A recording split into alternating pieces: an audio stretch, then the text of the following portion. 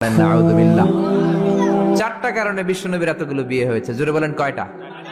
একটা হচ্ছে educational cause, একটা হচ্ছে লিগ্যাল কজ, একটা হচ্ছে সোশ্যাল কজ, আর একটা হচ্ছে পলিটিক্যাল কজ। এডুকেশনাল কজ যেটা প্রথমে বললাম, নবীর কাছ থেকে শিখতে আসতো পুরুষেরা, নারীরা শিখতে পারে না, মাসালা জানতে পারে না। আল্লাহ বললেন বেশি করে বিয়ে করো, মাসালাগুলো তোমার বিবিদের কাছে জানাও, হায়েজ নেফাজের মাসালা, বিয়ে করলে স্বামী স্ত্রীর দাম্পত্য জীবনের মাসালা। ও নবী, তুমিও বলতে লজ্জা পাও, নারীরা শুনতে লজ্জা পায়, তোমার বিবিদের কাছ থেকে এসে এসে শিখে যাবে রে নবী। এক নাম্বার কজ এডুকেশনাল। দুই নাম্বার লিগ্যাল। অনেকে ছেলে দত্তক রাখে, পালক পুত্র, খবরদার, পালক পুত্র কোনদিন আপনার আপন পুত্র হতে পারে।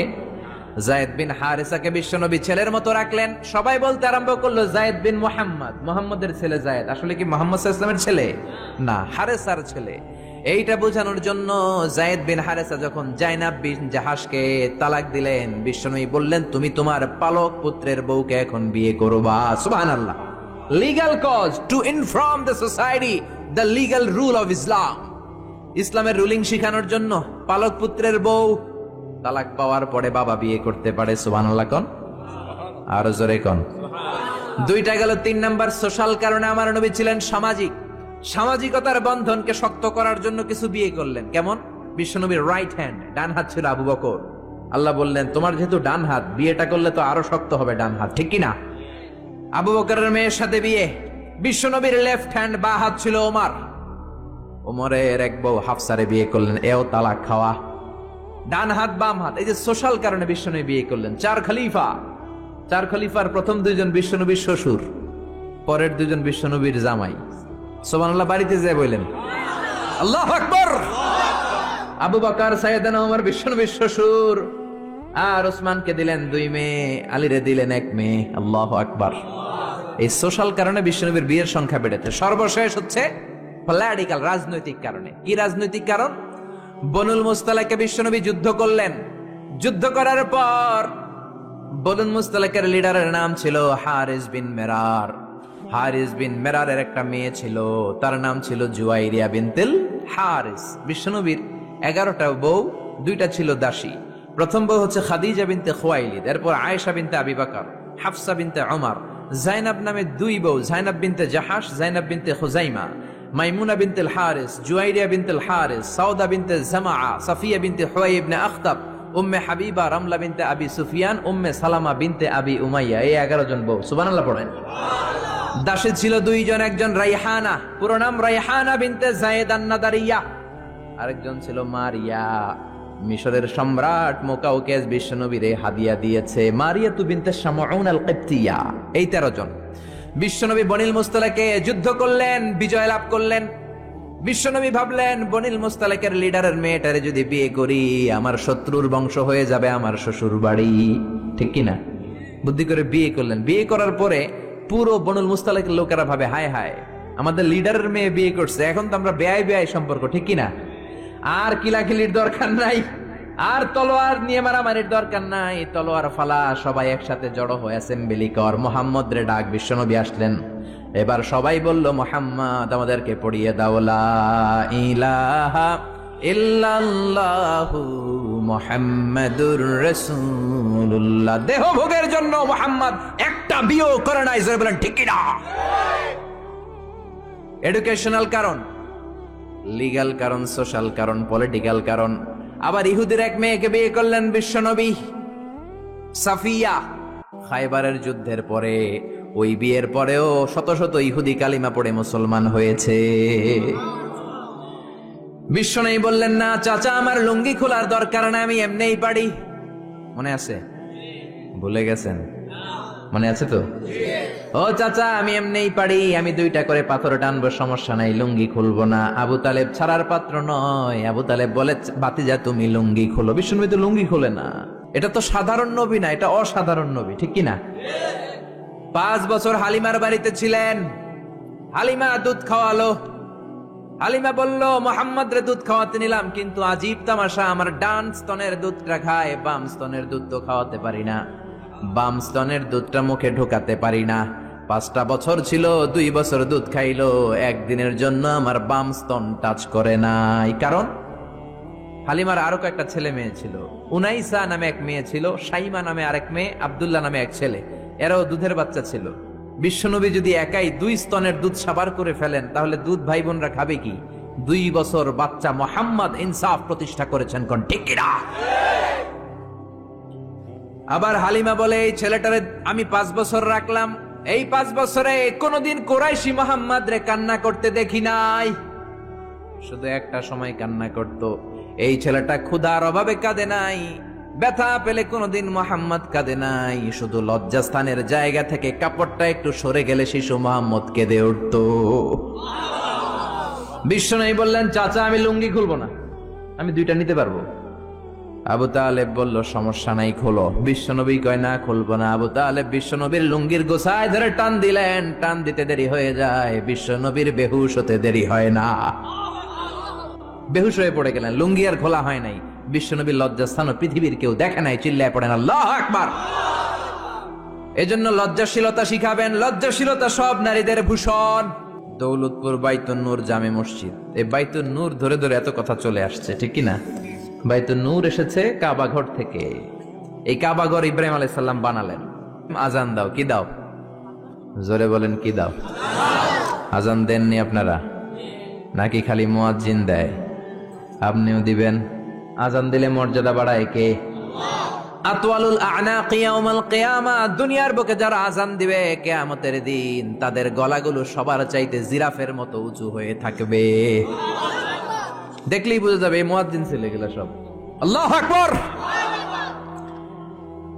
কিসের আজান দিব? আল্লাহ আল্লাহ বললেন, ও ইব্রাহিম, ঘর বানালা, ঘরটা জিয়ারত করতে হবে, আজান দাও, তাড়াতাড়ি আজান দাও। আযিন ফিন নাসি বিল হজ, ও ইব্রাহিম আজান দাও। সাইয়েদনা ইব্রাহিম বললেন, মানুষ নাই, পাখি নাই, প্রাণী নাই, কেউ নাই, আজান দিলে কে শুনবে? আল্লাহ বললেন, ইব্রাহিম তোমার দায়িত্ব, তুমি আজান দাও, আমি গোটা বিশ্বের সব মানুষের কানে আজান পৌঁছে দেব। আজান দিলেন, আল্লাহ পৌঁছায় দিলেন। আমরা যারা আসি নাই, আমরাও শুনেছি মায়ের পেটে, মায়ের পেটে এই আজান আমাদের কানেও এসেছিল।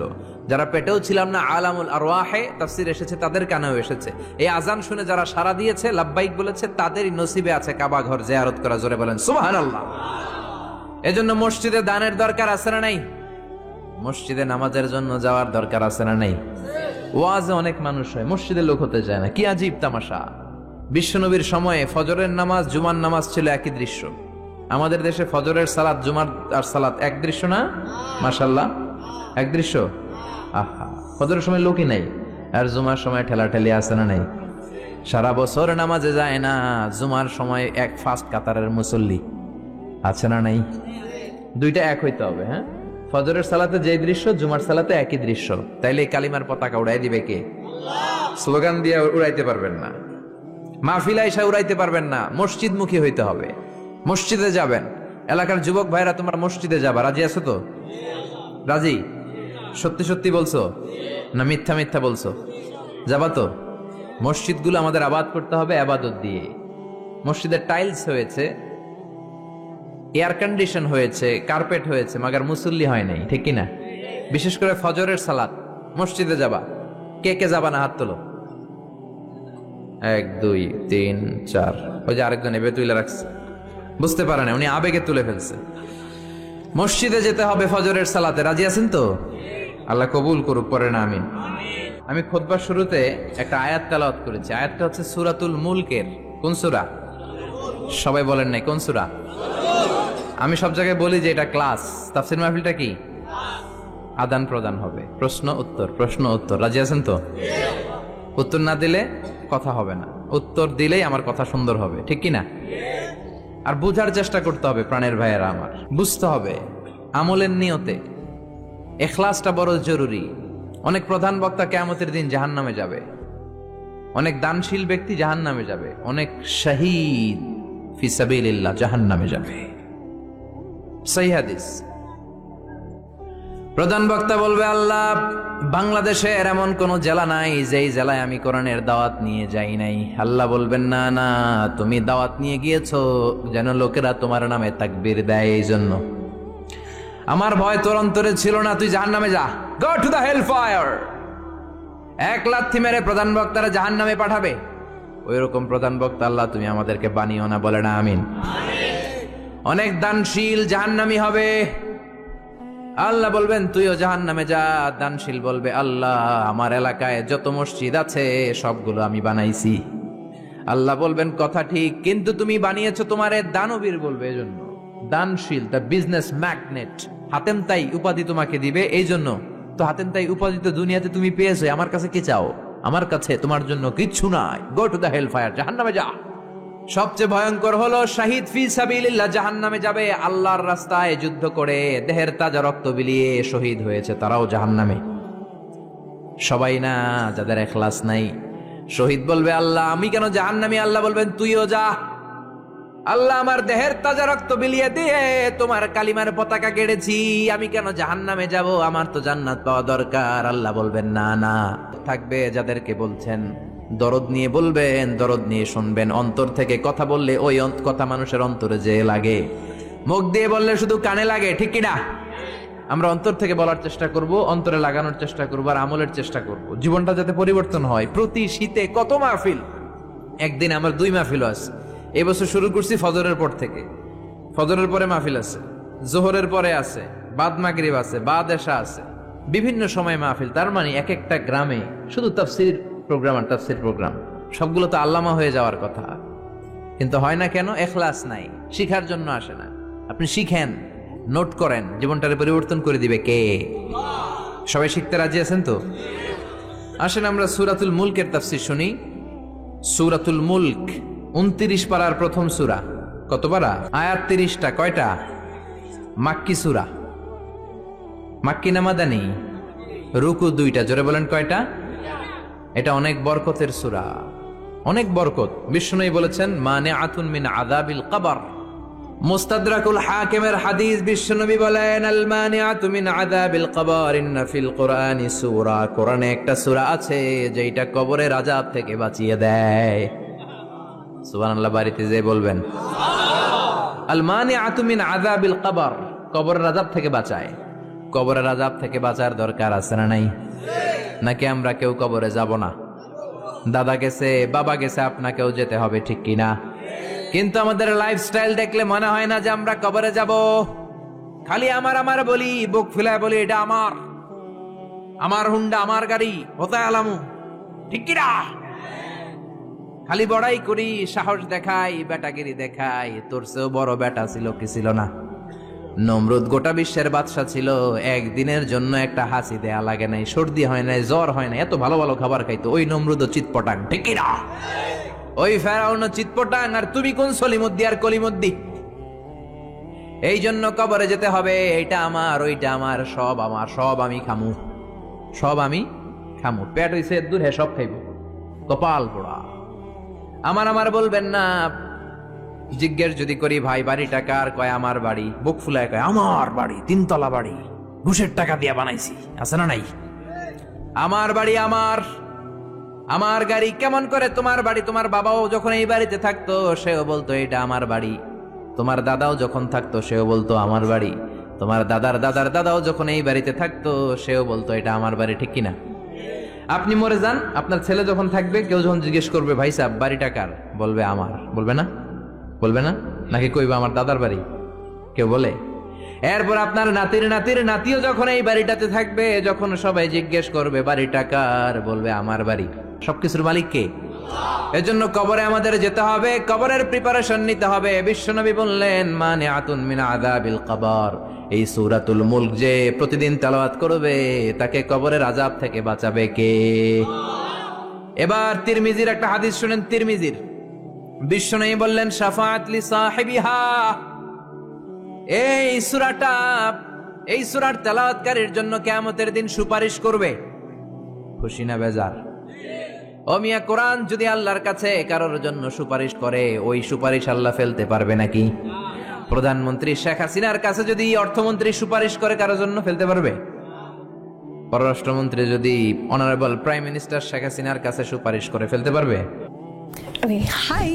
So I'm gonna flip this coin and it's gonna decide what I'm gonna wear for my date tonight. So if it's heads, I'm gonna dress up like... Sheikh হাসিনার কাছে সুপারিশ করে ফেলতে পারবে? কারণ পররাষ্ট্রমন্ত্রীর সুপারিশ, অর্থমন্ত্রীর সুপারিশ। তেমনি কোরআন যদি সুপারিশ করে ওই সুপারিশ আল্লাহ ফেলবে না, ঠিক কি না? সহিহুল জামেতে আরেকটা হাদিস এসেছে, বিশ্বনবী বলেন খাসামাত আন সাহিবিহা, এই সূরাটা কিয়ামতের দিন আল্লাহর সাথে তর্ক করবে, ঝগড়া করবে, ডিবেট করবে। আল্লাহর সাথে তর্ক, কত সাহস!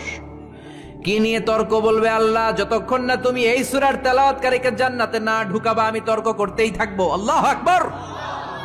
হাত্তা দাখালাহুল্লাহুল জান্নাতা, যতক্ষণ আল্লাহ তারে জান্নাত না দেয় ততক্ষণ পর্যন্ত এই সূরাটা ঝগড়া করবে। আবার বিশ্বনবী বলতেন মান ক্বারা বিহা ফি লাইলাতিন ফাকাদ আকসারা ওয়া আতাবা, যে ব্যক্তি রাত্রে বেলায় সূরাতুল মুলক তেলাওয়াত করে ঘুমাবে সারা রাত কোরআন তেলাওয়াতের সওয়াব তার আমলনামায় দিবে কে? এজন্য বিশ্বনবী বলতেন আমি চাই আমার প্রতিটা উম্মতের হৃদয়ে এই সূরাটা গাঁথা থাক, আমি চাই আমার প্রতিটা উম্মতের কলিজার ভিতর এই সূরাটা মুখস্থ থাক। মুখস্থ করতে রাজি আছি না নাই? আয়াত মাত্র 30টা, সবাই বলেন কয়টা? এক মাসে কয় দিন? প্রতিদিন এক আয়াত করে মুখস্থ করলে লাগবে কয় দিন? এক মাসে মুখস্থ হয়ে যাবে। করবেন নি? করবেন? এটা আপনাদের বাড়ির কাজ। এটা কি? হোমওয়ার্ক। যেহেতু ক্লাস, বাড়ির কাজ দেওয়ার দরকার আছে না নাই? মুখস্থ করে ইমাম সাহেবের কাছে যাবেন, আজহারি হুজুর বাড়ির কাজ দিয়েছে, বাড়ির কাজ নেন। আমার সূরাতুল মুলক মুখস্থ হয়েছে, আপনি শোনেন। পড়বেন তো? মা বোনেরা, আপনাদের যাদের কানে আমার মাইকের আওয়াজ যায়, সূরাতুল মুলক মুখস্থ করবেন, নিজেরা পড়বেন, বাচ্চাকে শোনাবেন। কত সুন্দর হতে পারে আপনার ফ্যামিলিটা। ছেলে বলবে মা আমার 5 আয়াত মুখস্থ হয়েছে, তুমি কদ্দুর আগাইলা? মা বলবে আমার হয়েছে 7 আয়াত। বাবা বলবে আমি তো চাকরির কারণে পারি নাই, আমি করছি মাত্র 2 আয়াত। এরকম ফ্যামিলি চাই কি চাই না? চাই কি চাই না? এই সূরাটা এত বরকতের সূরা, সূরা আপনার চোখ খুলে দিবে। This surah is an eye opener for you. আপনার চোখ খুলে দিবে, আপনার ঘুমন্ত বিবেককে জাগিয়ে তুলবে, আপনার চিন্তার জগতে আলোড়ন সৃষ্টি করবে। একদল কপাল পরা আছে, এগুলো হচ্ছে নাস্তিক। আমরা আল্লাহরে বিশ্বাস করি, আমরা আস্তিক। যারা বিশ্বাস করে না তারা কি? এরা কয় আমরা আল্লাহরে বিশ্বাস করি না, আমরা অনেক জ্ঞানী। এরা বলে আমরা আল্লাহরে মানি না, কারণ আনসিন ইজ নাথিং, যেটা দেখি না ওটা বিশ্বাস করি না। বলে না?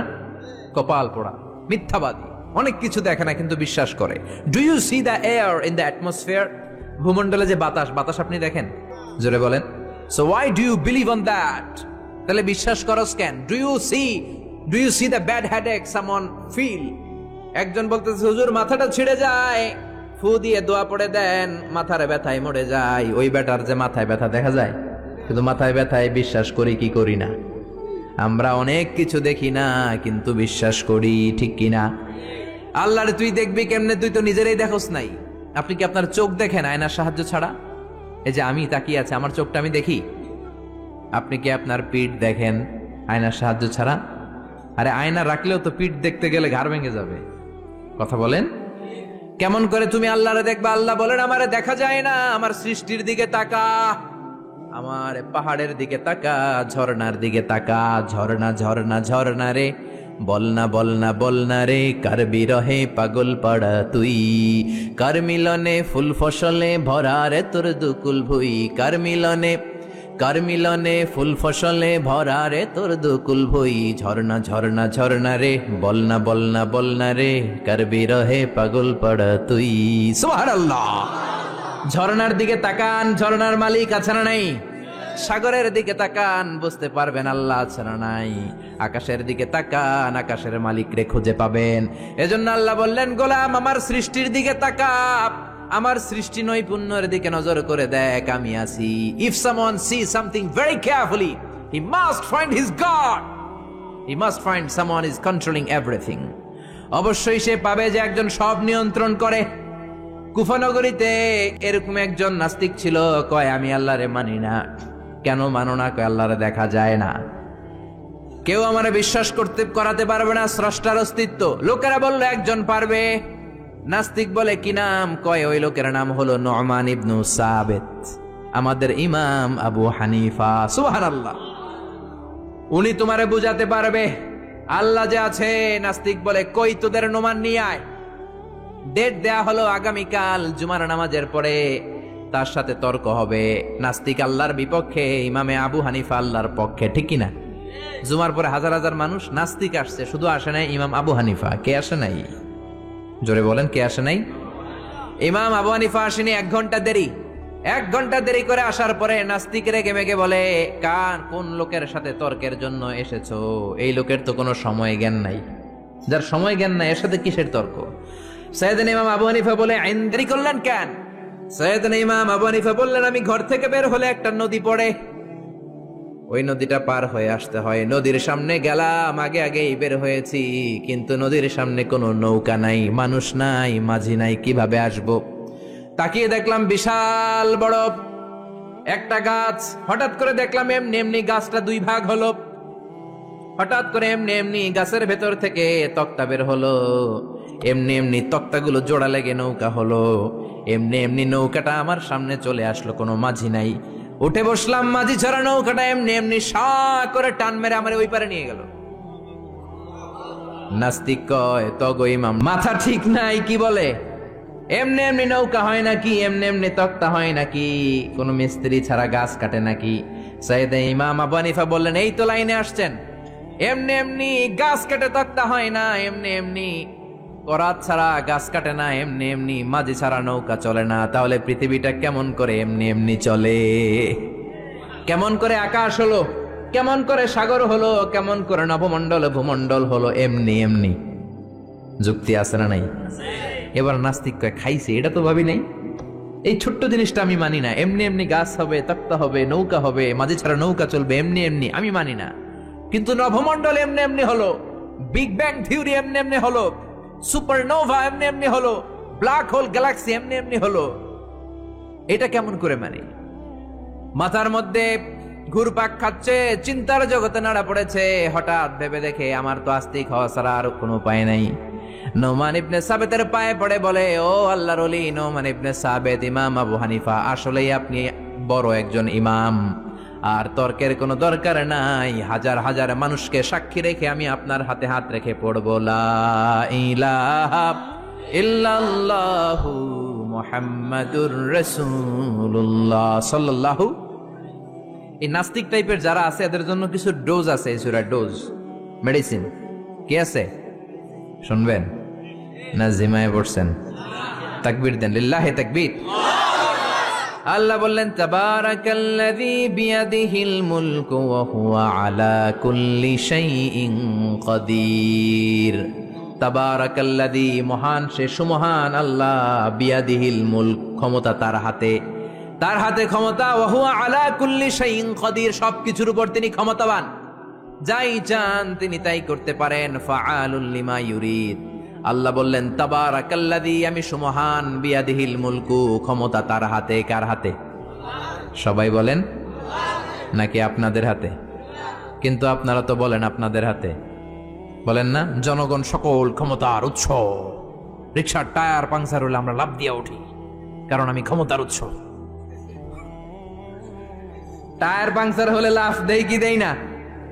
আমি কত দিছি? আমি তো রাতে রাতে এক জেলা থেকে আরেক জেলায় ঘুরি, প্রায় রিকশার টায়ার পাংচার, ট্রাকের টায়ার পাংচার, লাফ দিয়ে উঠি, কারণ আমরা ক্ষমতার উৎস। কপাল পোড়ায় জাতি, তুমি কেমন করে ক্ষমতার উৎস হও? 2 বার যদি তোমার ডায়রিয়া হয়, 3 বার তোমার চেহারার দিকে তাকানো যায় না, আই মইরা যাই, মরসকে, তুই না ক্ষমতার উৎস?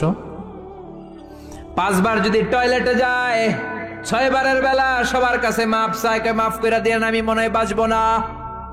বাঁচবি না কেন? তুই তো ক্ষমতার উৎস, তুই আজীবন বাঁচবি। আহা, কপাল পোড়া। ক্ষমতার উৎস একজন, তিনি কে? আল্লাহ হলেন ক্ষমতার উৎস, আপনি ক্ষমতার উৎস নন। কেমন করে ক্ষমতার উৎস হবেন? পেছন থেকে কেউ যদি বলে, হুজুর সাপ, একটা অজগর সাপ পাওয়া যাবে আপনাদের কাউরে? দৌড়, চারদিকে ছুটবে সবাই। আপনারা দৌড় দেন আর না দেন, আমি দিমে দিক দিয়া দৌড়, কারণ চাচা আপন প্রাণ, আগে যান বাঁচা, এরপরে বাস করুন, ঠিক কিনা? তো এই হলো আমাদের দশা। আল্লাহ বললেন, ওয়া খুলিকাল ইনসানু দাঈফা, ও গোলাম, তোমাদেরকে একেবারে দুর্বল করে আমি বানিয়েছি, কিচ্ছু নাই তোমার। কুত্তা এম করে কামড়াইলে আমরা কুত্তারে কামড়াইতেও পারি না? পারি? কুত্তায় কামড়ায় আমি চাইয়া থাকি আর কাঁদি, ঠিক কিনা? বললা আমারে কামড় দিয়া দেয়, দৌড়ে ধরতেও পারি না, পারি? খালি কাঁদি আর কাঁদি। সবারে আল্লাহ নিজেকে সেভ করার জন্য অনেক কিছু দিলেন, আমগো কিচ্ছু নাই। আমরা দুর্বলের ঘরের দুর্বল, আল্লাহ বললেন দুর্বলের ঘরের দুর্বল হয়ে কেমন করে কশ্চিন কালেও তোমরা ক্ষমতার উৎস হতে পারো না। ক্ষমতার উৎস কে? এজন্য আল্লাহ বললেন তাবারাকাল্লাযী বিয়াদিহিল মুলকু ওয়া হুয়া আলা কুল্লি শাইইন কাদির। সুমহান সেই সত্তা, সব ক্ষমতা তার হাতে। কার হাতে? নাকি আপনাদের হাতে? ক্ষমতার মালিক হলেন আল্লাহ। আমাদের ক্ষমতা নকল ক্ষমতা, আসল ক্ষমতা কার? আমাদের কোনো ক্ষমতা নাই। আমাদের ক্ষমতা ক্ষণস্থায়ী, চিরস্থায়ী ক্ষমতার মালিক কে? যখন ভূমিকম্প হয় দেখবেন কিরকম দৌড় দেয়। দৌড় দেয় কারণ হচ্ছে তোমার কোনো ক্ষমতা নাই, তুমি দুর্বল, দুর্বলের ঘরের দুর্বল তুমি। রাত ৩টার দিকে যখন ভূমিকম্প হয় লোকজন বাড়ি থুইয়া দেয় দৌড়, সব ভাড়াটিয়া গুলো দেয় দৌড়, শুধু বাড়িওয়ালারা মনে হয় দৌড় দেয় না। নাকি বাড়িওয়ালারাও দেয়? বিল্ডিং এর মায়া আর থাকে না, ভাড়াটিয়াও দৌড়, বাড়িওয়ালাও দৌড়, প্রধান শিক্ষক দৌড়, কারণ বাঁচতে হবে তো, বাঁচার জন্য দেয় দৌড়। অসহায় আমরা, কোন ক্ষমতা আমার হাতে নাই। ক্ষমতা কার হাতে? 2004 সালে বরিশালে গেলাম বাসে করে, ফিরে আসছি লঞ্চে করে। সদরঘাটে পৌঁছতে আর 1-1.5 ঘন্টা বাকি। শুরু হলো তুফান, লঞ্চ ডুবে যাবে। সাগরের মধ্যে লঞ্চ ডুবে যাবে, লঞ্চের ভেতরে চিৎকার। ওই দিন লঞ্চের শুধু মুসলমানেরা আল্লাহরে ডাকে নাই, হিন্দুগুলাও জিকির করছে কার? সারেং বলল জানলা খুলে দেন, পর্দা নামায় দেন, বাতাস পাসিং হইলে হয়তো লঞ্চ বেঁচে যাবে। ওই দিন চিনলাম আল্লাহ কারে কয়। আল্লাহ কেসকো কাতে, আল্লাহর জিকির করতে করতে চাপা ফুলাই ফেলাইছি আমি। সবার মুখে চিৎকার, বাঁচাও। আমি কইলাম কে বাঁচাইব? কে? হুজুর আমনে। দাঁড়িয়ে দেখছে তো, হুজুর আমনে বাঁচাইবেন। আমি কইলাম তাইলে আমারে বাঁচাইব কে? কয় আল্লাহ। আসলে বিপদে বললে বাঁচাতে পারে একজন, তিনি কে? এগুলো বাস্তব কথা। ডোনাল্ড ট্রাম্প সবচেয়ে বড় ক্ষমতাশালী ব্যক্তি, ঠিক কিনা? সব ক্ষমতা তো ওর হাতে, তাই না? ডোনাল্ড ট্রাম্প তো ক্ষমতার উৎস হওয়া উচিত। ও কি ক্ষমতার উৎস? আপনারা দেখেছেন কিনা জানি না, ইউটিউবে একটা ভিডিও দেখা যায়, সে বক্তব্য দিচ্ছে একটা অডিয়েন্সের সামনে। হঠাৎ বিউ বলে একজন লোক বাঁশি বাজাইছে ওরে ভয় দেখানোর জন্য, ব করে আওয়াজ করছে, লাফ দিয়ে উঠছে একটা। ওর স্পেশাল সিকিউরিটি ফোর্স চারদিকে এমনি ধরছে, স্যার আমরা আছি। তারপরে সে শান্ত হয়েছে। যারা ভিডিওটা দেখেছেন তারা বুঝবেন কত অসহায় তারা, ঠিক কিনা? যত বড় ক্ষমতার অধিকারী হন, আল্লাহ বললেন তোদের ক্ষমতা ক্ষণস্থায়ী ক্ষমতা, চিরস্থায়ী ক্ষমতার মালিক হলাম আমি আল্লাহ। তাবারাকাল্লাযী বিয়াদিহিল মুলকু ওয়া হুয়া আলা কুল্লি শাইইন কাদির। সুমহান সেই সত্তা যার হাতে ক্ষমতা। ক্ষমতা কার হাতে? খেয়াল করে বুঝেন, এই পৃথিবীতে অনেক দেশের মানুষ, অনেক দেশে প্রধানমন্ত্রী, প্রেসিডেন্ট ক্ষমতায় 5 বছরের জন্য বসে কি বসে না? অনেক দেশে 10 বছরের জন্য বসে কি বসে না? আমার আল্লাহ তো 10 বছরের জন্য বসছে নাকি? 15 বছর, 20 বছর, 100 বছর, কত বছর? চির ক্ষমতার মালিক তিনি না? আল্লাহ ভালো জানেন, আমরাও জানি। আল্লাহ বলে দিছে হুয়াল আউয়ালু ওয়াল আখিরু ওয়াল যাহিরু ওয়াল বাতিন ওয়া হুয়া বিকুল্লি শাইইন আলিম। তিনি প্রথম, তিনি শেষ, তিনি প্রকাশ্য, তিনি গোপন। আল্লাহ বলেন আমি অনাদিকাল থেকে ক্ষমতার চেয়ারে বসা, অনন্তকাল পর্যন্ত থাকবো, ঠিক কি না? তোমাদের মতো 5 বছরের 10 বছরের টার্মে আমি ক্ষমতায় বসি নাই। আমি আল্লাহর ক্ষমতা চিরকালের ক্ষমতা, ঠিক কিনা? চিরকাল ক্ষমতার চেয়ারে বসা। আবার এই পৃথিবীতে অনেকে ক্ষমতায় আসলে ডেমোক্রেটিক সিস্টেমে আসে, ভোটে জিতে। আল্লাহ তো ভোটে জিতে আসছে, তাই না? আবার এই পৃথিবীতে অনেক দেশের স্বৈরাচারী পদ্ধতিতে ক্ষমতার চেয়ারে অনেকে বসে কি বসে না? আল্লাহ কি স্বৈরাচারী পদ্ধতিতে বসছে নাকি? আবার অনেক দেশে মোনার্কি সিস্টেম, মানে রাজার পোলা রাজা, আল্লাহর বাবা রাজা ছিল তাই আল্লাহ রাজা। হ্যাঁ, আল্লাহ এভাবে রাজা? আল্লাহ বললেন না, কুল হুয়াল্লাহু আহাদ আল্লাহুস সামাদ লাম ইয়ালিদ ওয়া লাম ইউলাদ। আমি জন্ম কাউরে দেই নাই, কারো থেকে জন্ম নেই নাই, আজীবন আমি ক্ষমতার চেয়ারে বসা, ঠিক কি না? আবার পৃথিবীতে দেখা যায় ভালো একটা আন্দোলন করলে ক্ষমতা থেকে নামানো যায় কি যায় না? আমি মিশরে ছিলাম, প্রেসিডেন্ট ছিল জামাল আব্দুল নাসের।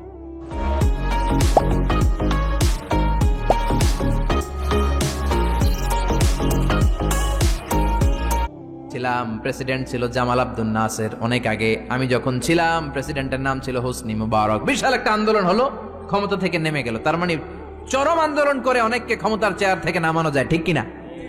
অথবা গণ অভ্যুত্থান করে নামানো যায়। আমরা সবাই মিলে একটা আন্দোলন করেই তো আল্লাহর নামায় দিতে পারবো, তাই না? পারবো। আমরা সবাই যদি আন্দোলন করি, আমাদের সাথে যদি যোগ দেয় জিনের দলেরা, জিন ফেরেশতারাও যদি কয় আমরাও আছি আপনাকে দলে, আল্লাহরে আর আমরা ক্ষমতায় দেখতে চাই না, ওনারা তো নামানো যাবে, যাবে? সবাই মিলেও ওনারা নামানো যাবে? আল্লাহ বলেন আন্নাকুম গায়রু মুজিজিল্লাহ, ও গোলাম, গোলামের ঘরের গোলাম, তোরা আমার গোলাম, আমরা কি? আরো জোরে বলেন। বিশ্বনবী নিজের পরিচয় দিতেন, আল্লাহ আমরা আপনার গোলাম, গোলামের ঘরের গোলাম, বান্দির ঘরের গোলাম। নিজের সবসময় গোলাম বলবেন। কার গোলাম? আল্লাহ বললেন ও গোলামের দল, গোলামের বাচ্চা, আন্নাকুম গায়রু মুজিজিল্লাহ, খবরদার সবাই মিলে তোরা আন্দোলন করলে আমার এক শিকি ক্ষমতাও তোরা কমাতে পারবি? এজন্য আল্লাহ বললেন তাবারাকাল্লাযী বিয়াদিহিল মুলকু ওয়া হুয়া আলা কুল্লি শাইইন কাদির। সুমহান সেই সত্তা যার হাতে সব ক্ষমতা, তিনি সব পারেন। খেয়াল করে বুঝবেন, আবার পৃথিবীতে অনেক দেশের ক্ষমতার চেয়ারে যারা বসা, অনেক বয়স হয়ে যাওয়ার কারণে স্বেচ্ছায় অবসরে যায় কি যায় না? রিটায়ারমেন্ট আছে না নাই? বয়সের ভারে নুজ্জ হয়েছে, আর দায়িত্ব পালন করতে পারে না, অবসরে যায়। আল্লাহর তো অনেক বয়স হয়ে গেছে, এবার অবসরে যাওয়া দরকার। রিটায়ারমেন্টে যাবে না কিছুদিন পর? যাবে? যাবে? ওনার কোনো রিটায়ারমেন্ট নাই, উনি ক্লান্ত হয় না, শ্রান্ত হয় না, ঘুম ধরে না, ওনার তন্দ্রাও নাই। লা তাখুযুহু সিনাতুন ওয়ালা নাওম, আমার ঘুম নাই, আমার তন্দ্রা নাই। আবার বললেন ওয়ালা ইয়াউদুহু হিফযুহুমা ওয়া হুয়াল আলিয়্যুল আযীম, আকাশ জমিন নিয়ন্ত্রণ করতে আমি আল্লাহ বিন্দু মাত্র ক্লান্ত হই না। সুবহানাল্লাহ। বোঝা গেল এই ক্ষমতাটা আল্লাহর চিরদিনের, কর্তৃত্ব, পাওয়ার, সভরাইনিটি, অথরিটি আজীবনের জন্য, ঠিক কি না? সে আল্লাহ বললেন গোলাম তাবারাকাল্লাযী বিয়াদিহিল মুলকু ওয়া হুয়া আলা কুল্লি শাইইন কাদির, ক্ষমতা আমার হাতে, আমি ক্ষমতার চেয়ারে বসাই আবার নামাই। যারা এখন গোটা বিশ্বের ক্ষমতার চেয়ারে আছে, বসিয়েছে কে? কুলিল্লাহুম্মা মালিকাল মুলকি তু'তিল মুলকা মান তাশাউ ওয়া তানজিউল মুলকা মিম্মান তাশা ওয়া তু'ইজ্জু মান তাশাউ ওয়া তুযিল্লু মান তাশাউ বিয়াদিকাল খায়র ইন্নাকা আলা কুল্লি শাইইন কাদির। ও আল্লাহ, আপনি ক্ষমতার মালিক, যারে চান ক্ষমতা দেন, যারে চান ক্ষমতা থেকে নামান। ডোনাল্ড ট্রাম্প আমেরিকার ক্ষমতার চেয়ারে বসিয়েছে কে? আবার গাদ্দারি করলে লাথি মেরে নামায় দিতে পারে কে? ওই আল্লাহ বললেন ক্ষমতার মালিক আমি। কোনদিন বলবি না যে তোরা ক্ষমতার মালিক, আর বলবেন জনগণ সকল ক্ষমতার উৎস, বলবেন সকল ক্ষমতার উৎস কে?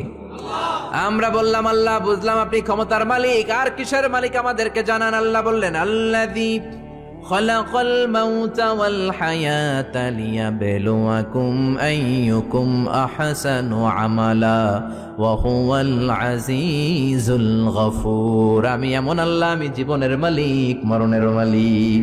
জীবনেরও মালিক, মরণেরও মালিক। তিনি কে? জীবন দেয় কে? মরণ দেয় কে? রব্বি আল্লাযী ইউহয়ী ওয়া ইউমীত, আমার আল্লাহ এমন আল্লাহ, তিনি জীবন দেন, তিনি মরণ দেন। আবার জীবন মরণের মাঝখানে তিনি একটা জিনিস রেখেছেন, যেটার নাম হলো রূহ। নাম কি? সবাই বলেন। রূহ দেখছেন তো না আপনারা? কে কে দেখেছেন? দাদা যখন মরে গেছিল দেখছেন কোন দিক দিয়ে বের হয় রূহটা? দাদি যখন মরছে কোন দিক দিয়ে বের হয় দেখছেন? আব্বা যখন মরছে কোন দিক দিয়ে বের হলো দেখেছেন নাকি? দেখা যায় না। জীবন মরণের মাঝখানে আল্লাহ রুহু দিলেন। এই রুহু আছে। মিজানুর রহমান আজহারী হাত নাড়ায়, কোরআন তেলাওয়াত করে, হাসে, কাঁদে। আপনাদের ভেতর রুহু আছে, আপনারাও হাসেন, নড়েন, চড়েন। রুহুটা যখন বের হয়ে যাবে, লাশ হয়ে আমরা পড়ে যাব, ঠিক কি না? রুহু যতদিন থাকে ততদিন দেহটা জিন্দা। রুহু যখন শূন্যে উড়াল দেয়, দেহটা তখন হয় মুর্দা, ঠিক কি না? আল্লাহ বললেন দুইটার মাঝখানে আমি রুহু রাখলাম।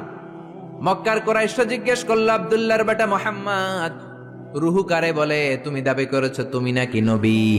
তুমি যদি নবী হও, রুহু কারে বলে বলো। বিশ্ব নবী বলেন না, আকাশের দিকে তাকান, কারণ আমার নবী নিজ থেকে কিছু বলতেন না। গ্রিন সিগন্যালের অপেক্ষায় আছেন, উপর থেকে যদি ওহী আসে বিশ্ব নবী উত্তর দিবেন। আল্লাহ বললেন কুলির রূহু মিন আমরি রাব্বি ওয়ামা উতিতুম মিনাল ইলমি ইল্লা কালিলা। ও নবী, আপনি বলে দেন রুহুটা আমার আদেশ। রুহুটা কার আদেশ? কথা বলেন, রুহুটা কার আদেশ? আল্লাহর আদেশে ঢুকে আল্লাহর আদেশে বের হয়। আল্লাহ ছাড়া এই ব্যাপারে কেউ জানে না, ঠিক কি না? আল্লাহ বললেন ওমা উতিতুম মিনাল ইলমি ইল্লা কালিলা, তোমাদের জ্ঞান একেবারে কম। কলিল, কলিল মানে অল্প। সবাই বলেন কলিল মানে কি? অল্প তোমাদের জ্ঞান। এই কলিলের ব্যাখ্যা কি? সাইয়েদনা মুসা আলাইহিস সালাম সাইয়েদনা খিজির আলাইহিস সালামের সাথে সাগরের মধ্যে ভ্রমণ করে নৌকা দিয়ে, নৌকার মধ্যে এসে বসেছে চড়ুই পাখি।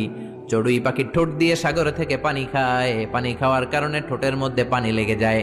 খিজির আলাইহিস সালাম বললেন, ও মুসা, পানি খাওয়ার কারণে চড়ুই পাখির ঠোঁটের মধ্যে যতটুকু পানি লেগেছে, এই পানিটা গোটা বিশ্বের সব মানুষের জ্ঞান, আর সাগরের সব পানি জলরাশিগুলো হলো আমার আল্লাহর জ্ঞান। কালিল, অল্প জ্ঞান। আল্লাহ বললেন খবরদার, রুহুর পিছনে দৌড়াবি না, রুহুর পিছনে ছুটবি না। ছুটে কোনো লাভ নাই। রুহু কোন দিক দিয়ে ঢুকে কোন দিক দিয়ে বের হয় কেউ জানে না, একজন ছাড়া, তিনি কে? আপনি আজীবন রুহুর পিছনে দৌড়াইয়াও রুহু বের করতে পারবেন, কারণ রুহু ঢুকে কার অর্ডারে, বের হয় কার অর্ডারে। ইউনাইটেড স্টেটস অফ আমেরিকার এক মেডিকেল টিমের প্রধান বলল, আমি রুহু বের করে ছাড়ম। কি বের করে ছাড়ম? জোরে বলেন। আমি রুহু বের করে ছাড়বো, এটার মাধ্যমে আমি নোবেল প্রাইজ পাবো। I will be the Nobel laureate. রুহু বের করার মাধ্যমে আমি নোবেল প্রাইজ পাবো। সবাই কয় কেমনে পাবেন? সে বলল, চল আমার সাথে মুমূর্ষু রোগী নিয়ে আয় কয়েকটা। আইসিইউর মধ্যে ভর্তি। আইসিইউ বুঝেন তো, ইন্টেনসিভ কেয়ার ইউনিটে থাকে, এরকম মাস্ক পরা, অক্সিজেন নেয়, ছাড়ে কৃত্রিম ভাবে। নিয়ে আয় কয়েকটা, গ্লাস ফিটিং করা, রুমের ভিতরে ঢুকানো হলো। বলল চেক হিজ বিপি। ওর বিপি মাপ। বিপি মানে ব্লাড প্রেশার। মাইপা দেখে বিপি আছে, যে ধাক্কা মারে না, ধপ ধপ ধপ। যতদিন বেঁচে আছি ধাক্কাটা আছে না নাই, এই দমটা আছে না নাই? দমটা চলে গেলে আপনি বাঁচবেন, কি হইবেন? ঠুস হবেন, ঠিক কি না? বিপি মাপ, বিপি চেক করে দেখে লোকটা বেঁচে আছে। ব্লাড প্রেশার ধাক্কা দেয়। চেক হিজ ওয়েট, ওজন মাপ। এবার ওজন মেপে দেখে ওজন হলো 80 কেজি। জোরে বলেন কয় কেজি? 80 কেজি। এবার বলে মুমূর্ষু রোগীটার মুখ থেকে অক্সিজেনের চেম্বার খুলে নে, মাস্ক খুলে নে। ডাক্তাররা বলল অক্সিজেন খুলে নিলে তো মারা যাবে। মেডিকেল টিমের প্রধান বলে মারা যাক, সমস্যা নাই, খুলে ফেল। মাস্ক খুলে ফেললো, অক্সিজেন নাই। লোকটার ছটফটানি বেড়ে গেল। ছটফট ছটফট করতে করতে লোকটা বিদায় নিল, মরে গেছে। এবার ডাক্তার বলে বের কর, চেক হিজ বিপি। বিপি মাপ, পালস মাপ। দেখে পালস নাই। মরে গেলে পালস থাকে, বিপি থাকে না, কিন্তু ওজন থাকে কি থাকে না? ওজন থাকে। কয়বার ওজন মাপ।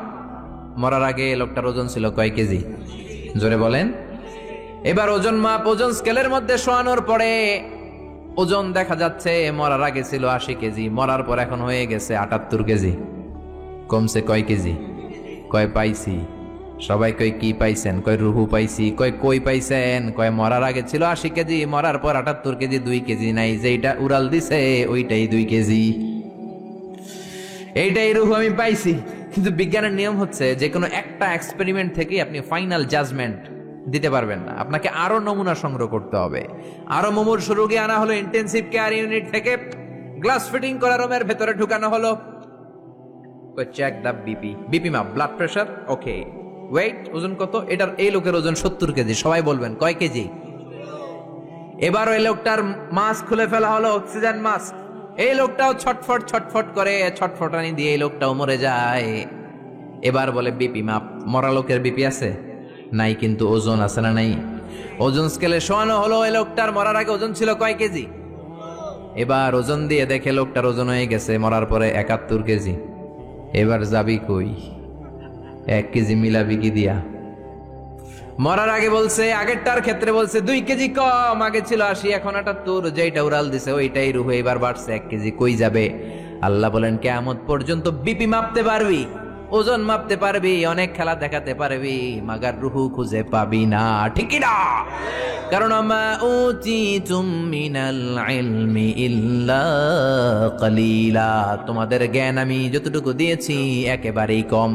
মরে গেলে এক একজনের এক এক অবস্থা হয়। কারোর শরীর জমাট বেঁধে যায়, ওজন বেড়ে যায়, কারোটা ফেসফেসে হয়ে যায়, গ্যাস বের হয়ে যায়, পাতলা হয়ে যায়। ওজন কম বেশি দিয়ে রুহু ধরা যাবে এজন্য আল্লাহ বললেন আল্লাযী খালাকাল মাউতা ওয়াল হায়াতা লিয়াবলুয়াকুম আইয়ুকুম আহসানু আমালা ওয়া হুয়াল আজিজুল গফুর। আমি জীবন বানালাম মরণ গফুর, আমি জীবন বানালাম মরণ বানালাম। আমরা বললাম আল্লাহ জীবন মরণের এই খেলায় নেমে আপনার কি লাভ বলেন তো? আমরা জীবন পাবো মরণ পাবো, আপনার কি লাভ? তাই না? আল্লাহ বললেন লাভ হলো লিয়াবলুয়াকুম আইয়ুকুম আহসানু আমালা। আমি দেখতে চাই তোমরা কেমন করে ভালো আমল করো, কে কে ভালো আমল করো। তোমাদেরকে পরীক্ষা করতে চাই, পুরো দুনিয়াটাই পরীক্ষা, ঠিক কিনা? আমরা এখন আছি পরীক্ষার হলে। আমরা কোথায়? জোরে বলেন আমরা কোথায়? যারা ধনী আল্লাহ তার ধন দিয়ে পরীক্ষা করে সে শুকরগুজার হয় কিনা। যারা গরিব তাদেরকে আল্লাহ দরিদ্র বানিয়ে পরীক্ষা করে আল্লাহর শুকর করে কিনা। যে ছেলে হলো আল্লাহ ছেলে বানিয়ে পরীক্ষা করে, যে মেয়ে হলো তারে মেয়ে বানিয়ে পরীক্ষা করে কে? আমরা বললাম আল্লাহ বুঝলাম আপনি ক্ষমতার মালিক, জীবন মরণের মালিক, আর কি করেন আপনি বলেন? আল্লাহ বললেন আল্লাযী খালাকা সাবআ সামাওয়াতিন তিবাকা মা তারা ফি খালকির রহমানি মিন তাফাউত। আল্লাহ বললেন আকাশের দিকে তাকিয়ে দেখ, পুরো আকাশটারে 7টা স্তরে বিন্যস্ত করেছে কে? আকাশ কয়টা বলেন তো? সবাই বলেন। আপনাদের ঘুমে ধরেছে? আরো কয়েক মিনিট শুনবেন? হ্যাঁ, তাহলে তাকবীর বলেন, পড়েন লিল্লাহি তাকবীর। আকাশ কয়টা? আর জোরে কয়টা? একটার চেয়ে আরেকটা বড়। আমরা যেটা দেখি মহাশূন্য, এটা আকাশ না, এটার উপরে আকাশ। এটা প্রথম আকাশের মহাশূন্য, তারপর প্রথম আকাশ, তারপরে দ্বিতীয় আকাশের মহাশূন্য, দ্বিতীয় আকাশ, একটার চেয়ে আরেকটা বড়। বিশ্বনবী বললেন তোমার হাতের আংটি যদি মরুভূমিতে ফেলে দাও, মরুভূমির তুলনায় তোমার আংটি যত ছোট, আল্লাহর দ্বিতীয় আকাশের তুলনায় আল্লাহর প্রথম আকাশটা ঠিক তত ছোট। ওইটার চেয়ে 3 নাম্বারটা বড়, 4 নাম্বারটা আরো বড়, অনেক বড়।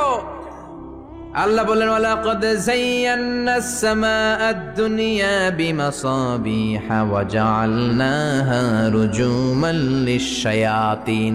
তোমাদের প্রথম আকাশটার মহাশূন্যটাকে আমি তারা দিয়ে সুশোভিত করেছি। তারা আছে না নাই? রাতের বেলা তারার মেলা দেখতে সুন্দর লাগে কি লাগে না?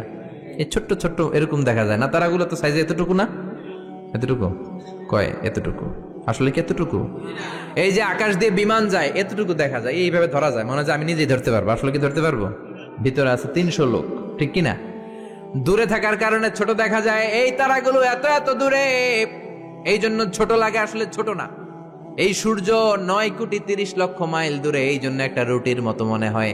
কত দূরে? 9 কোটি 30 লক্ষ মাইল। চিন্তা করতে পারেন, পৃথিবীর চেয়ে 13 লক্ষ গুণ বড়। তার মানে 13 লক্ষটা পৃথিবী সূর্যের ভেতরে রাখার জায়গা আছে না নাই? তার মানে কি সূর্যই সবচেয়ে বড়? না, আরো আছে। প্রক্সিমা সেন্ট্রাই, আলফা সেন্ট্রাই এ, আলফা সেন্ট্রাই বি, ইটা ক্যারিনা, বেটেলজিউস, অভাব নাই। চলেন আমরা পৃথিবীর সবচেয়ে কাছের তারা থেকে একটু ঘুরে আসি। কে কে যাবেন? হাত তোলেন। 1 জন 2 জন 3 জন 4 জন। বাহ, সাহস বাড়তেছে খালি। সবাই তোলে এখন। যাবেন সবাই? যান, আমি ওয়াজ করতেছি, আপনারা চলে যান। প্রথম তারাতে যান, আমার সাথে যাবেন? আচ্ছা, চলেন চলেন প্রথম তারাতে যাই। আমাদের সবচেয়ে কাছের তারার নাম প্রক্সিমা সেন্ট্রাই। এইটাতে আমরা সবাই মিলে যাব ইনশাআল্লাহ। কোন? আরে জান্নাতে গেলে এরকম কত তারা আমগো পিছনে ঘুরবে, ঠিক কি না? এটা কত দূরে জানেন? 4.23 লাইট ইয়ার, 4.23 আলোকবর্ষ দূরে। তার মানে অনেক দূরে। এখন কি দিয়ে যাবেন এটা আপনারা ডিসাইড করেন। কি দিয়ে যাবেন? যারা যারা যাবেন, রিক্সায় যাবা? সব বোনা, সাহস তো কম না। প্লেনে? না, চলবে না, প্লেনে যাওয়া যায় না, মাধ্যাকর্ষণ শক্তি ভেদ করা যায় না। রকেট লাগবে, স্পেস শাটল, মহাকাশ যান লাগবে, স্পেস ক্রাফট। স্পেস ক্রাফট বুঝতে কঠিন হলে আমি বলবো রকেট। রকেট দিয়ে আমরা যাব। সবচেয়ে দ্রুত যে রকেটটা দিয়ে বিজ্ঞানীরা গিয়েছিল চাঁদে, অ্যাপোলো 11 এটার নাম। চাঁদে নেমেছে 1969 সালে Neil Armstrong, Edwin Aldrin, Michael Collins, এরা গিয়েছিল। এবার আমরা যাব। কোথায় যাব? পৃথিবীর সবচেয়ে কাছের তারা প্রক্সিমা সেন্ট্রাইতে যাব, 4.23 লাইট ইয়ার দূরে। এই যানবাহনটা কত দ্রুত চলে এটা একটু শোনেন। এই স্পেস শাটল অ্যাপোলো 11 এটা সেকেন্ডে চলে 11 কিলোমিটার বেগে, মিনিটে চলে 660 কিলোমিটার বেগে, ঘন্টায় চলে 39,000 কিলোমিটার বেগে। সুবহানাল্লাহ বাড়িতে যেয়ে বলবেন। একটা মহাকাশ যান 39,000 কিলোমিটার বেগে ছুটে কেন ইমাজিন? এটা কি কল্পনা করা যায়? কল্পনা করা যায়? আমেরিকা বাংলাদেশ থেকে যত দূরে, অনেক দূর, ধরেন 10,000 কিলোমিটার দূর, ওই যানবাহনটা দিয়ে 1 ঘন্টায় 4 বার আমেরিকা যাওয়া যাবে। 4 বার, তার মানে কত স্পিডি! ঘন্টায় চলে 39,000 কিলোমিটার। ওইটা দিয়ে আমরা যাব পৃথিবীর সবচেয়ে কাছের তারার কাছে। যাবেন তো? খেয়াল করবেন, তারাটা দূরের তারা না, পৃথিবীর সবচেয়ে কাছের তারা, সূর্যের পরে সবচেয়ে কাছের যে তারাটা, ওইটাতে আমরা যাব, প্রক্সিমা সেন্ট্রাই। ওই যানবাহনটা দিয়ে, যেটা ঘন্টায় চলে 39,000 কিলোমিটার। কত হাজার কিলোমিটার? 39,000 কিলোমিটার যাবেন 1 ঘন্টায়। এত দ্রুত যানবাহন দিয়ে যাবেন, তারপরেও ওইখানে পৌঁছতে আপনার 1,15,000 বছর লেগে যাবে। যেটা ঘন্টায় যদি সবচেয়ে কাছের তারাটাতে আমরা ভিজিট করতে চাই, ঘুরতে যেতে চাই, আমাদের লেগে যাবে 1,15,000 বছর। তার মানে গ্রিক সভ্যতার সময়ও যদি কেউ ট্রাভেল শুরু করে, আজকে পুরো ট্রাভেলের 4% কমপ্লিট হবে না। সুবহানাল্লাহ কইবেন না? এখন আমি যাব আর আপনারা যাবেন, আমরা শুরু করলাম। যারা যারা হাত তুলছেন, আর আমাকে আল্লাহ 1,15,000 বছর হায়াত দিয়ে দিল মনে করেন, আমরা যাওয়া শুরু করলাম। আর দুনিয়াতে যারা থাকবে ময়রা সব ভূত, সব মরবে। আমার নাতি মরবে, পুতি মরবে, সুতি মরবে, দুতি মরবে, খুতি মরবে, সব মরবে। 6,000 জেনারেশন মরে যাবে, তারপরে ওইটাতে নামার সময় আমাদের হবে না। 6,000 জেনারেশন চলে যাবে, 6,000 প্রজন্ম শেষ হয়ে যাবে, তারপরে ওখানে নামা আমাদের তখনও সময় হবে না। চিল্লায় বলেন আল্লাহু আকবার। সে আল্লাহ বললেন, গোলাম লাকাদ যায়্যানা আস-সামাআদ দুনিয়া বিমাসাবিহা ওয়া জাআলনাহা রুজুমান লিশ-শায়াতিন। তোমাদের প্রথম আকাশটা এরকম অসংখ্য তারা দিয়ে আমি বিউটিফাই করে দিয়েছি। I have beautified the closer sky with light, candles and stars. তারা দিয়ে সুশোভিত করেছি। সবচেয়ে কাছের তারার যদি এই অবস্থা হয়, তাহলে পৃথিবী থেকে সবচেয়ে দূরের তারার কি অবস্থা হবে? এটা হচ্ছে আমাদের গ্যালাক্সি ট্রাভেল। আমাদের এক গ্যালাক্সি থেকে আরেক গ্যালাক্সিতে গেলে কত সময় লাগবে? এরকম লক্ষ লক্ষ গ্যালাক্সি মহাবিশ্বে আছে না নাই? এই সব খেলা প্রথম আকাশের খেলা, তারপরে প্রথম আকাশের মহাশূন্যের খেলা, তারপরে প্রথম আকাশ। আমেরিকার নাসার বিজ্ঞানীরা কিয়ামতের আগের দিন পর্যন্ত প্রথম আকাশের মহাশূন্যেরও কিনারা খুঁজে পাবে না, ঠিক কি না? প্রথম আকাশ তো অনেক দূরে, প্রথম আকাশ তো অনেক দূরে, প্রথম আকাশের মহাশূন্যের কোনো কুল কিনারা খুঁজে পাবে না, ঠিক কি না? এবার আল্লাহ বললেন, গোলাম দেখো আমার পাওয়ার কত। ওয়াসিররু কাওলাকুম আও ইজহারু বিহি ইন্নাহু আলিমুম বিদাতিস সুদূর। গোপনে বলো, প্রকাশ্যে বলো, কেউ না শুনলেও শুনে কে? জোরে বলেন, শুনে কে? লাইট অফ করে, দরজা বন্ধ করে, পর্দা নামিয়ে, জানলা বন্ধ করে রাতের বেলা পাপ করলেন, কেউ দেখে নাই, দেখলো কে? কেউ যেটা দেখে না দেখে কে? কেউ যেটা শোনে না শোনে কে? কেউ যেটা পারে না পারে কে? সব দেখেন, সব জানেন, সব দেখেন তিনি। সবার চোখ ফাঁকি দিতে পারবেন। শিক্ষকের চোখ ফাঁকি দিয়ে ছাত্রগুলো বের হয়ে যায়, বাবা মায়ের চোখ ফাঁকি দিয়ে বয়ফ্রেন্ডের সাথে দেখা করার জন্য মেয়েগুলো বের হয়ে যায়, পুলিশের চোখ ফাঁকি দিয়ে লোকজন অন্যায় করে, র্যাবের চোখ ফাঁকি দেয়, বিমানবন্দরের কাস্টমস অফিসারের চোখ ফাঁকি দেয়, পরীক্ষার হলে ছাত্ররা ম্যাজিস্ট্রেটের চোখ ফাঁকি দেয়, কিন্তু আল্লাহর চোখ ফাঁকি দেয়া যায় নাকি? লা তুদরিকুহুল আবসার ওয়া হুয়া ইউদরিকুল আবসার ওয়া হুয়াল লাতীফুল খাবীর। কোন চোখ আমারে দেখে না, আমার চোখ দুনিয়ার সবাইরে দেখে। তিনি কে? আবার আল্লাহ বললেন, হুয়াল্লাযী জাআলা লাকুমুল আরদা যালুলান। আল্লাহ তোমাদের জন্য জমিনটারে বানিয়েছেন জালুল। জালুল মানে হলো ফিরাশ, মানে বিছানা। আল্লাযী জাআলা লাকুমুল আরদা ফিরাশা।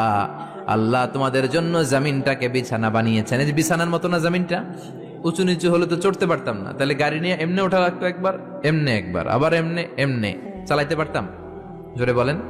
ফ্ল্যাট, পৃথিবীটা ফ্ল্যাট করে দিলেন। বিমান থেকে দেখা যায়, আজকে সকালে তো বিমানে ছিলাম, নিচে তাকিয়ে দেখি শুধু নদী। ওই যে রাজশাহী থেকে আপনার পদ্মা নদীটা যে ক্রস করে, ওইটাও দেখা যায়, খুব সুন্দর। আর মনে হয় এক একটা জমিন কার্পেটের মতো এরকম সুন্দর করে রেখেছেন কে? সে আল্লাহ বললেন, নাস্তিকের দল, আমারে দেখো না, আমারে খুঁজে পাও না, বিমান থেকে নিচের দিকে তাকাও, সবুজ কার্পেটিং এর সৌন্দর্যটা দেখো, সেখানে আমি আল্লাহরে তুমি খুঁজে পাওয়া, ঠিক কি না? এরপর আল্লাহ দুইটা ধমক দিলেন, আমিনতুম মান ফিস সামাই আন ইউরসিলা আলাইকুম হাসিবা ফাসাতা'লামুনা কাইফা নাযীর। ও বান্দা, নিচের দিকে আযাব, উপরে আযাব আছে না নাই?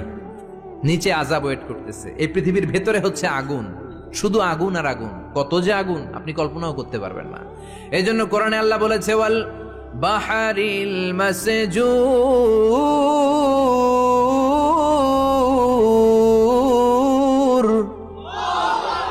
আমি আল্লাহ ফুটন্ত গরম টকবগে এর কসম খাই। সুবহানাল্লাহ। সাগরের পানি নাকি গরম, আমরা তো দেখি ঠান্ডা, কিন্তু আল্লাহ বলে না না, সাগরের পানির ভেতরে আগুন আছে না নেই? আছে না নেই? আগ্নেয়গিরির জ্বালামুখ যখন বার্স্ট করে, আগুনের লাভা বেরিয়ে আসে, এটা প্রমাণ করে পৃথিবীর ভেতরে আগুন আছে না নাই? আবার আমেরিকার বিজ্ঞানীরা গবেষণা শুরু করলো, কয়ে আগুন, সাগরের ভিতরে তো আগুন পাই না। চলে গেল প্রশান্ত মহাসাগরে, সবচেয়ে গভীর জায়গার নাম পোর্টোরিকো, 33,000 ফিট। কয় পাইপ ঢুকাতে শুরু করলো। নেভাল একাডেমি থেকে বিশাল জাহাজ এনে পাইপ ঢুকায়, আগুন বের করবে। পাইপ ঢুকাতে ঢুকাতে তারা পেল আগ্নেয়গিরির, প্রথমে পেল পাললিক শিলার স্তর, রূপান্তরিত শিলার স্তর, এরপরে আগ্নেয়গিরির শিলার স্তর। নেভাল একাডেমির চিফ বলে আরো পাইপ ঢুকাতে ঢুকাতে প্রশান্ত মহাসাগরের মাঝখানে পোর্টোরিকো প্রায় 33,000 ফিট গভীর ঢুকানোর পরে তারা দেখে না, পাইপ যতই ঢুকানো হয় পাইপগুলো গলে গলে পানি হয়ে যায়, পাইপগুলো গলে গলে মুহূর্তের মধ্যে হাওয়া হয়ে যায়, কোনো পাইপই খুঁজে পাওয়া যায় না। সুবহানাল্লাহ পড়ে। তার মানে ভিতরে আগুন আছে না নাই? প্রমাণ হলো আগুন আছে। এবার জানতে চাইলো আগুনটা কি মানের, আগুনটা কেমন পাওয়ারফুলি, এটা দেখতে চায়। এবার চিফ বলল ফায়ার প্রুফ পাইপ নিয়ে আসো। কি প্রুফ? জোরে বলেন না। ফায়ার প্রুফের পাইপ, যেটা ভিতরে ঢুকালে আগুনে গলবে না। নেভাল একাডেমি এবার আমেরিকা থেকে আনলো ফায়ার প্রুফের পাইপ। দেখি তো আগুনটা কি মানের, কত ডিগ্রি সেলসিয়াসের। ঢুকা 33,000 ফিট শেষ, আরো ঢুকা, রূপান্তরিত শিলা, পাললিক শিলা, আগ্নেয়গিরি শিলা। এবার ঢুকাচ্ছে, যত পাইপ ঢুকায় ফায়ার প্রুফের পাইপ। ফায়ার প্রুফ চিনেন তো, আগুন ধরে না। বুলেট প্রুফ বুঝেন? ডোনাল্ড ট্রাম্পের গালিতে গুলি করলেও গুলি ঢুকবে না, কারণ এটা বুলেট প্রুফ। ওই পাইপ যেটা এবার ঢুকালো এটা ফায়ার প্রুফ, আগুন ধরবে না। আগুনের মধ্যে পাইপটা সারাদিন রেখে দিল, পাইপের কিছু হবে না। ওই পাইপ যখন ঢুকাতে শুরু করলো, ঢুকাতে ঢুকাতে পাললিক শিলা, রূপান্তরিত শিলা, আগ্নেয়গিরির শিলা, এগুলো পার করার পরে যখন ভিতরে পাইপ ঢুকায়, দেখতে পেল ফায়ার প্রুফের পাইপগুলো গলে গলে আগুন হয়ে যায়, গলে গলে পানি হয়ে যাচ্ছে, হাওয়া হয়ে যাচ্ছে, ধোঁয়া হয়ে যাচ্ছে। চিল্লায় পড়েন আল্লাহু আকবার। তার মানে পৃথিবীর ভেতরে আগুন আছে না নাই? আল্লাহ বললেন গোলাম, মনে করো না আমি তোমাদেরকে ধরতে পারবো না, মাটির নিচে আযাব আছে, উপরেও আযাব আছে না নাই? মাঝে মাঝে শিলা বৃষ্টি দেয় কে? শিলা বৃষ্টি দেয়, ফসলগুলো থাকে না, সব শেষ। অ্যাসিড রেইন, শিলা বৃষ্টি, উল্কা বৃষ্টি দিয়ে আল্লাহ শেষ করে দিতে পারেন, ঠিক কি না? এরপরে আল্লাহ বললেন গোলাম পাখির দিকে তাকাও। কোন দিকে তাকাবেন? যারা আল্লাহরে খুঁজে পায় না তাদেরকে বলবেন পাখির দিকে তাকাও। কোন দিকে তাকাও? আওয়ালাম ইয়ারাউ ইলাত তায়রি ফাওকাহুম সাফাতিন ওয়া ইয়াকবিদ মা ইউমসিকুহুন্না ইল্লার রহমান ইন্নাহু বিকুল্লি শাইইন বাসীর। নাস্তিকগুলো কি আমার পাখিগুলোর দিকে তাকায় না? সুবহানাল্লাহ। এই যে পাখিগুলো থাকে ফাওকাহুম সাফাতিন, পাখিগুলো কেমনি ডানা মেলে উড়ে বেড়ায়, এভাবে উড়ে না? দেখছেন? আবার নামার সময় ডানা গোটায়, ডানা ঝাপটায়, কেমন করে পাখিগুলো উড়ে। শূন্যের মধ্যে পাখিগুলো কেমন করে উড়ন্ত থাকে। এই পাখিগুলোরে শূন্যে ধরে রাখলো কে? আল্লাহ ধরে রেখেছে। কেউ ওদেরকে শিখায় নাই, শিখিয়েছে আল্লাহ। হাঁসের বাচ্চাগুলো জন্মের পরে পানিতে নেমে যায়, সাঁতার কাটতে শুরু করে দেয়, পা নাড়ায়, পাখা নাড়ায়। কে হাঁসের বাচ্চারে শিখালো যে এমনি সাঁতার কাটবি? কে শিখাইছে?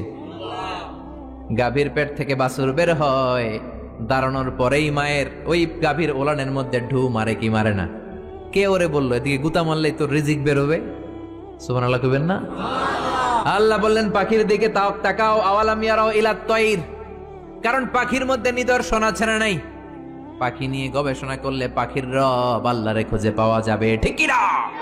এজন্য কোরআনের অনেক জায়গায় আল্লাহ পাখির কথা বললেন, ওয়া আরসালা আলাইহিম তায়রান আবাবিল।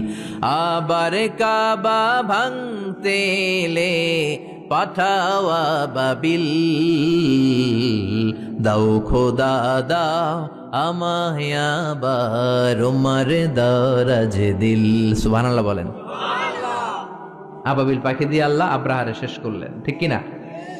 এরপর সাইয়েদনা সুলাইমান আলাইহিস সালামের একটা পাখি ছিল, নাম কি? হুদহুদ। ওয়াতাফাক্কাদাত তায়রা ফাকালা মালি লা আরাল হুদহুদ। পাখি কই? ওইটার জুমিং পাওয়ার এত বেশি ছিল পাখিটার চোখে, সাইয়েদনা সুলাইমানের সিংহাসনও চড়তো, পাখিটাও চড়তো। আর কত হাজার ফিট নিচে সুমিষ্ট পানি আছে, এত উপর থেকে ওটা দেখে দেখে বলে দিতে পারতো কোন সুবহানাল্লাহ।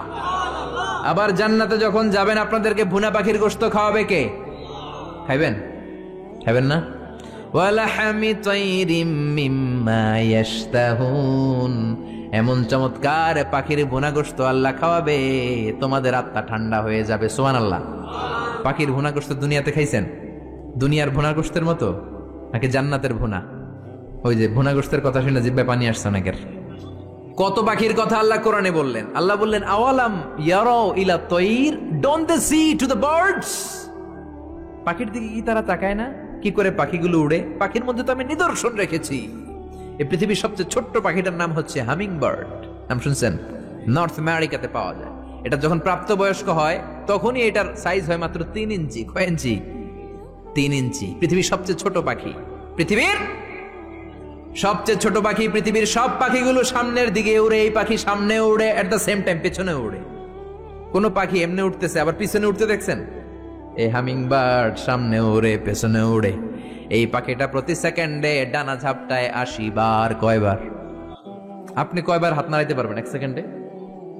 হ্যাঁ, জোরে মারলে তো 5টা, কিন্তু এই পাখি মারে 80টা। সুবহানাল্লাহ পড়েন। এরকম হাজার হাজার পাখি বানিয়েছে কে? আলপিন সুইফট, সাউথ ইউরোপে একটা পাখি আছে। এই পাখিটা শূন্যে উড়ন্ত অবস্থায় থাকে টানা 8 মাস। কয় মাস? 8 মাস। 8 মাসে মেঘের আপ থেকে পানি খায়, পোকামাকড় ধরে খায়, উড়ন্ত অবস্থায় মলত্যাগ করে 8 মাসে একবার নেমে আবার উড়াল দিলে আবার 8 মাস। সুবহানাল্লাহ কইবেন না? আছে হোমা বার্ড। জিওগ্রাফিক্যাল চ্যানেল দেখে না? এগুলো দেখলে কপাল ঘষে ঘষে সেজদা দিতে মন চাইবে কারে? এই হোমা বার্ড উড়ন্ত অবস্থায় ডিম পাড়ে। ওই ডিম জামিনে পড়ার আগেই শূন্যে থাকতেই ফুটে বাচ্চা বের হয়ে ওই বাচ্চাও উড়াল দিতে শুরু করে দেয়। কোন সুবহানাল্লাহ। এজন্য আল্লাহ বললেন, আওয়ালাম ইয়ারাউ ইলা তাইরি ফাওকাহুম সাফাতিন ওয়া ইয়াকবিদ মা ইউমসিকুহুন্না ইল্লার রহমান ইন্নাহু বিকুল্লি শাইইন বাসীর। ওরা কি পাখির দিকে তাকায় না? কত ধরনের পাখি আমি তৈরি করে রেখেছি। Birds and aeroplane maintain the same flying mechanism when they fly. পাখি যেমনে উড়ে বিমানও তেমনি উড়ে। পাখির উপর গবেষণা করে 2 জন ইহুদি লোক বিমান বানিয়েছে, উইলবার রাইট, অরভিল রাইট। 1903 সালে আমেরিকান নাগরিক পাখি নিয়ে গবেষণা করে। আমগো সময় নাই, আমরা তো ও শেফালি জর্দা মেশালি তোকে দেখে গাই রিমিক্স কাওয়ালি আছে না নাই? আমরা দুম্মা চলে দুম। আমরা ক্রিকেট খেলা দেখি, ছোট্ট একটা বল, এই বলের পিছনে সবাই ছুটি। আর ইহুদিরা গোটা পৃথিবীটারে বল বানিয়ে ওইটা নিয়ে খেলে, ঠিক কি না? পাখি আর বিমান একরকম চলে। এটা আবিষ্কার করলে 2 ভাই। পাখি নিয়ে গবেষণা করলো 2 ভাই। যেই কোরআনে আল্লাহ পাখির কথা বললেন আমরা করতে পারি নাই, করছে ওই 2 ভাই। আমরা মদ আর নারী নিয়ে ব্যস্ত, ঠিক কিনা? ওই 2 ভাই গবেষণা শুরু করলো, পাহাড়ে শুয়ে শুয়ে পাখির ছবি আঁকে। পাখিটা কেমনে